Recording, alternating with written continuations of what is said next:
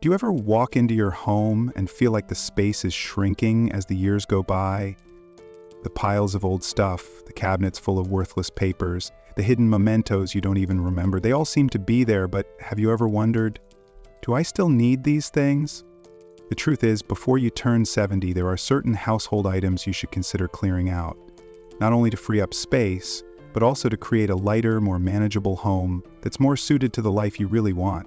In this video, we'll explore 6 seemingly harmless items that are quietly weighing you down. Whether it's items you hold on to out of habit, items that are outdated, or things that unintentionally add stress to your daily life, you'll find that clearing them out isn't a loss, but a step toward freedom. Number 1. Old, unused furniture. One of the biggest culprits of clutter in your home is old, unused furniture. Over the years, it's easy to accumulate extra chairs, tables, and cabinets, items that may have once been useful, but now just take up space without any real value.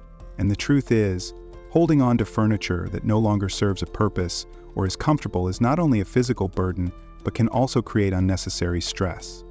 Think about it, that bulky armchair sitting in the corner of the room with no one sitting, that oversized dining table that hasn't been used for family dinners in years, or that dresser with stubborn drawers that frustrate you every time you try to open them. These things don't add to your quality of life, they just take up space. And as you get older, having too much stuff not only makes your home feel claustrophobic, it also makes it harder to move around, increasing the risk of tripping and injury. Take Uncle George, for example. At 74, he's lived in the same house for decades. Over the years, he's collected a lot of furniture, some inherited, some purchased, some given to him by friends. At first, his home felt cozy, but over time, things started to change. He started to notice that it was harder to move around, cleaning took longer, and some rooms felt more like storage than a place to relax. It wasn't until his son came over and noticed that there were 5 chairs in the living room, but only 2 were actually used. That's when George realized it was time for a change. She started with a room, culling the items that no longer served her purpose. That old chair with wobbly legs, that coffee table that's too big to walk around, goodbye. And with each item she removed, she felt a little lighter. The space became more open, more inviting, and most importantly, more livable. That's the thing about furniture. When it's useful, it makes your life better. But when it's just a piece of junk, it silently drains your energy and clutters your space. And guess what? You don't need a house full of stuff to feel at home. In fact, the less stuff you have, the more you'll appreciate what you have left. At some point, we all hang on to clothes we no longer wear. Maybe it's a suit that hasn't fit in years, a dress you bought for a special occasion decades ago, or simply a pile of old t-shirts that have been quietly sitting in a drawer. Whatever the reason, before you turn 70, ask yourself if you really need all of these items. A closet full of clothes that no longer fit doesn't just take up space, it also quietly creates clutter in your life. Clothes have a way of holding on to memories. That jacket you wore to an important event, a pair of jeans you loved but haven't worn in years, or an old pair of shoes sitting at the bottom of your closet. You may not think much about them, but they're there, taking up space and holding on to memories from the past. And for many people, getting rid of old clothes is like letting go of the past.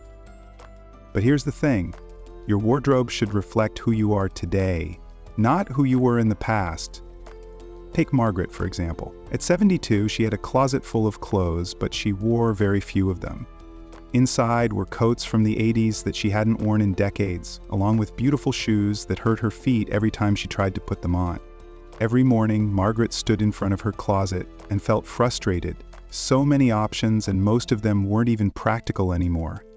One day, she decided to make a change. She took all of her clothes out of her closet and divided them into 3 piles. The clothes she loved and wore regularly. The clothes that no longer fit or were uncomfortable. The clothes she kept because she might need them. And that was the hardest pile to get rid of.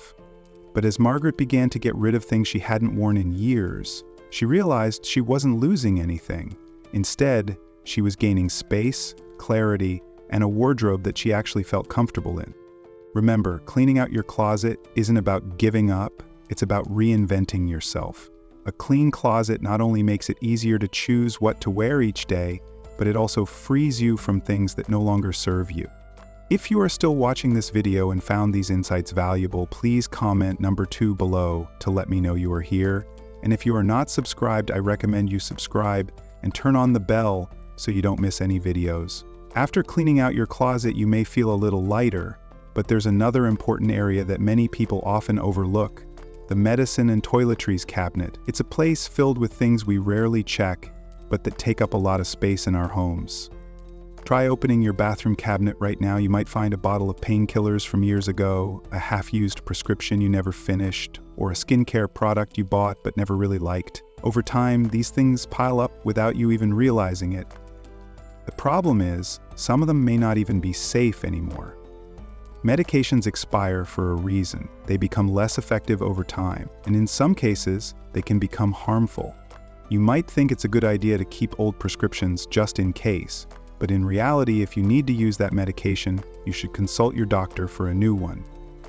And it's not just medications. Old toiletries are also a common culprit of clutter that we don't often think about. That bottle of perfume you haven't used in years, that tube of sunscreen from a decade ago, or that jar of lotion you've saved for a special occasion but never touched. The truth is that skincare and cosmetics have expiration dates. Using them after that point can cause skin irritation or even infection, but we keep them around thinking, "I'll use them someday." Let's be honest, if you haven't used something in months or years, chances are you never will. Take Robert, for example. At 75, he prides himself on keeping his house tidy. But one day, while looking for a Band-Aid, he opened his medicine cabinet and realized it was full of bottles and boxes he hadn't touched in years. Expired painkillers, a half-used tube of antibiotic cream that had been in use for years, a prescription for a condition he no longer needed. It was all just sitting there, taking up space. When he finally took the time to go through everything, he was shocked to realize how much he kept, just in case. And as he cleaned it out, he felt a sense of relief, because now everything in his medicine cabinet was actually safe and useful. Here's what many people don't realize. Cleaning out your medicine cabinet isn't just about tidiness. It's also about safety. When you throw out old prescriptions, you make room for medications that are right for your current health needs. When you get rid of expired cosmetics, you ensure that everything you use every day is actually working.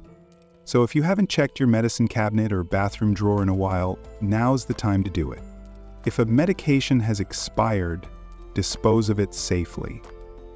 If it's a prescription you no longer need, dispose of it properly instead of letting it sit in your cabinet. If you have a bottle of moisturizer you haven't used in years, get rid of it. The less clutter in your home, the more comfortable your life will be. And when it comes to medications and toiletries, cleaning not only frees up space, it also ensures your health and safety. Now on to number 4. If you're feeling relieved after cleaning out your medicine cabinet and toiletries, old paperwork may be the next step. Paperwork is one of the easiest forms of clutter to ignore, but it's one of the biggest sources of clutter and stress in our living spaces. Over the years, papers can accumulate in piles on desks, in drawers, and even in boxes put away just in case. From outdated receipts and expired warranties to manuals for appliances you no longer own, the amount of unnecessary paperwork in most homes is staggering.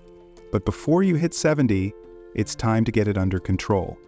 Paper clutter not only takes up space, it can also cause unnecessary stress. Think about how frustrating it is to search for an important document only to have to dig through old papers you should have thrown away long ago. Or the overwhelming feeling of unopened mail piling up on your counter, making you feel like you're always behind on something. The reality is that most of the papers we keep are no longer needed, and getting rid of them can bring a surprising sense of relief. Take Barbara, for example. She's 73 and has a filing cabinet full of documents from decades ago.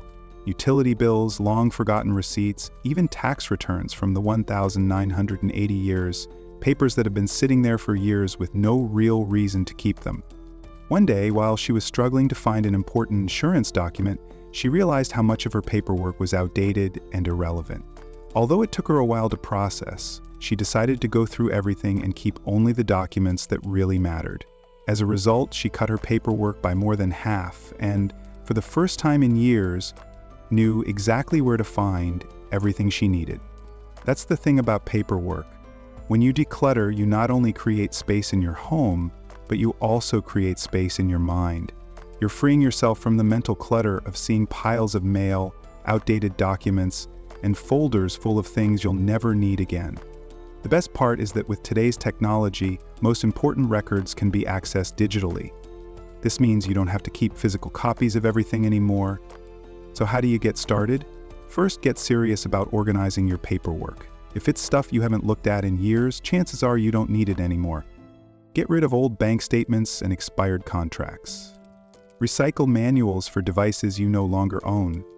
Keep only legal, financial, and medical documents that you need, and organize them so they're easy to access when you actually need them.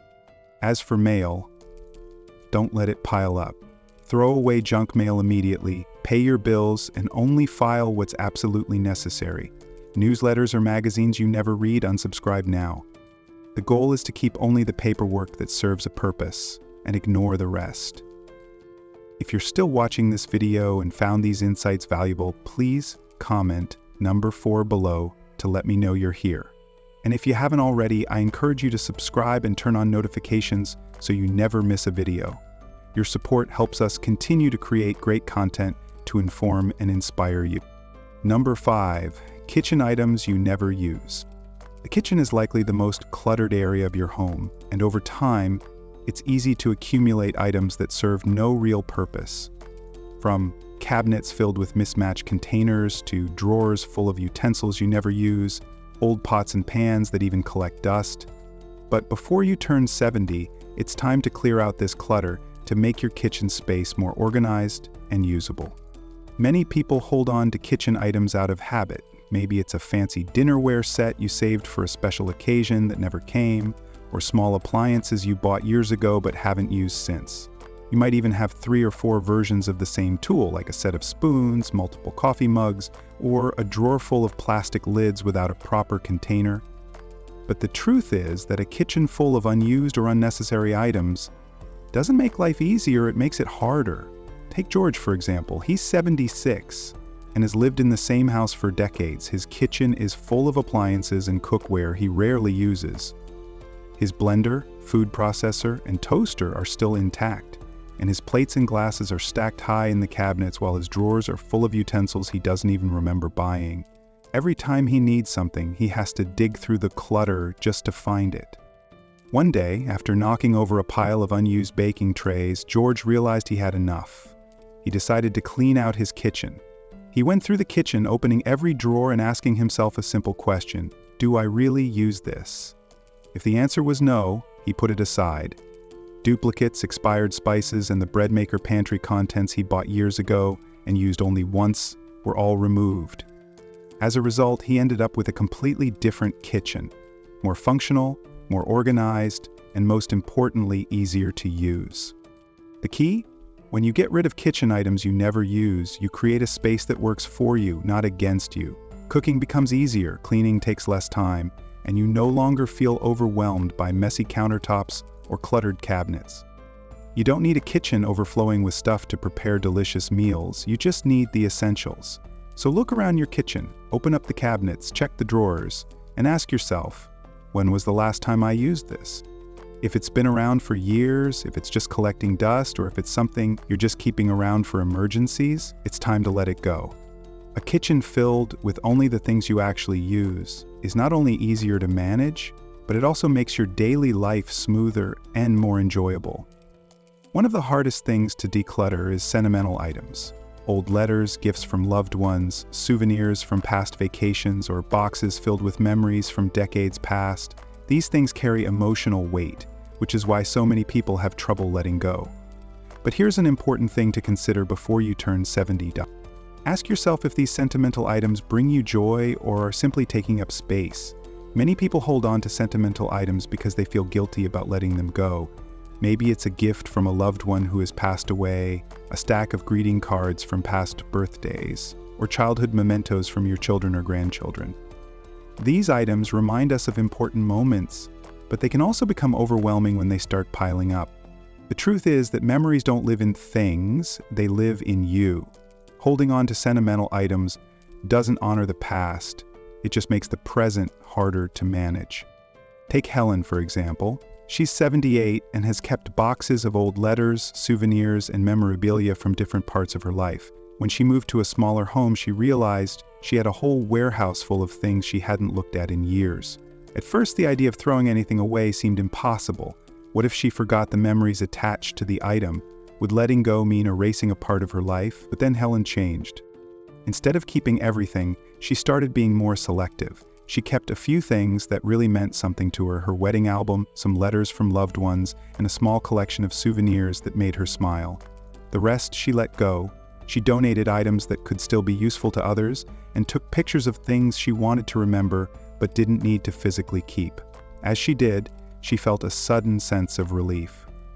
Clearing out sentimental items doesn't mean forgetting the past. It means making space to fully enjoy the present. It means keeping the best things and letting go of the rest.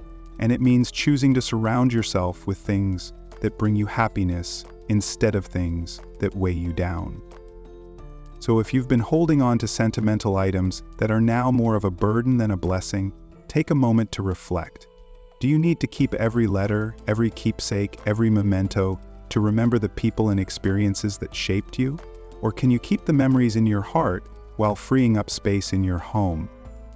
Because at this stage of life, the things that are most valuable are not the things that collect dust, but the things that bring you peace and joy every day.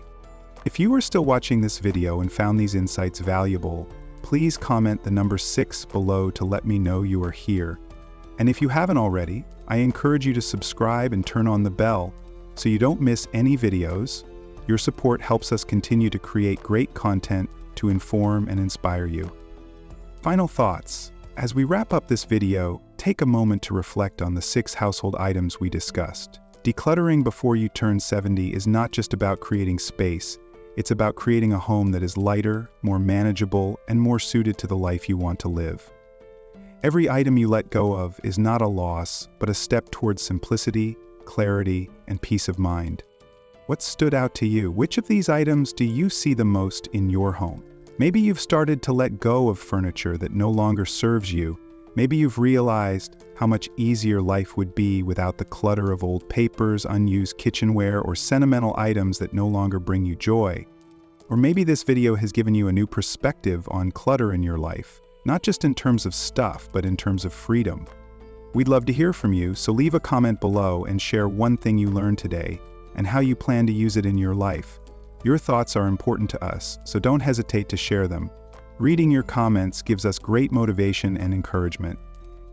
If you enjoyed this video and found it helpful, please like, subscribe, and share your support, helping us continue to create great content to inform and inspire you. Thanks for watching, and we look forward to seeing you in the next video.